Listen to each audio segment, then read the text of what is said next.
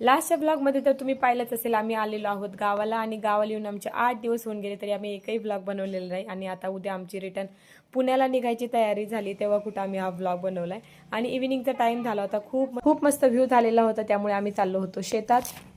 कुठं आला शिवाज तू? गावाले. कशी मजा आहे गावाला? मग मस्त. गावाला आल्यावर ना मुलांची खुशी काहीतरी वेगळीच असते. आणि त्यानंतर ना आलो होतो शेतात, तर म्हटलं थोडेसे लिंबूही घेऊन जाऊया.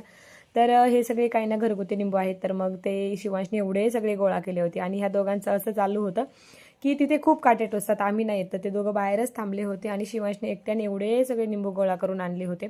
त्यामध्ये 1 2 ते 3 चक्कूही सापडले होते, तेही आम्ही घेतले आणि त्यानंतर रिटर्न निघलो. तर रियांशला ना बिना चप्पलचं चालता येत नव्हतं, तर शिवांश बोलतं मी तुला शिकवतो कसं चालवायचं. हे त्यांचं दोघांचं असं चालू होतं. उठा उठा बाय.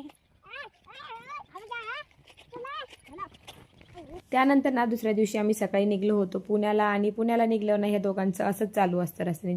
झोपले तर तेवढे शांत असतात, नाही तर तुझं माझं जमेना आणि तुझ्या वाचून करमेना. रियांशलाही शिवांशिवाय बिलकुल करमत नाही, पण त्यांचं ना हे असं चालू असतं. तर शिवांश मोठा असूनही त्याला छोट्याचा मार खावा लागतो, पण शांतही बसावं लागतं, काय करणार. त्यानंतर ना जेवण करण्यासाठी थांबलो आणि परतीचा प्रवास चालू केला. आणि असाच संपवला आजचा दिवस. कसा वाटला व्हिडिओ कमेंट करून नक्की सांगा. आणि व्हिडिओ आवडला असेल तर लाईक शेअर सबस्क्राईब करा. चला भेटूयात नेक्स्ट व्लॉगमध्ये, तोपर्यंत बाय.